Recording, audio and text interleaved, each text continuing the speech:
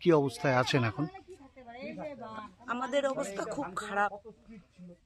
আমাদের অবস্থা এখন আমরা বান চাই, বানটা বান দিলে আমি ভালো ভালো জিনিস থাকতে চাই। আর ওইখানে এর লাইনে আমি আর কতদিন থাকবো, কিন্তু অগুনের মতন এই যে নাগে বাচ্চা কাচ্চা নিয়ে কিভাবে ওইখানে থাকিব।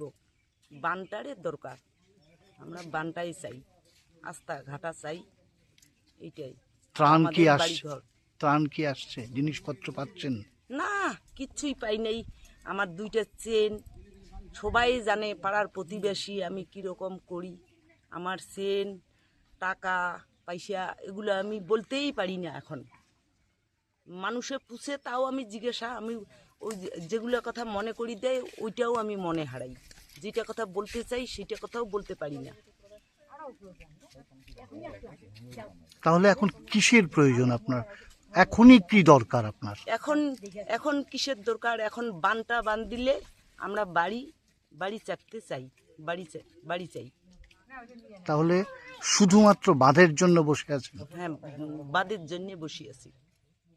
বান না বান দিলে আমরা কি করি? বাড়ি যাই। কি নাম আপনার? আমার নাম সুকুপালা রায়। কোথায় থাকেন আপনি? আমি এখন ওই যে 9-এর উপরে থাকি।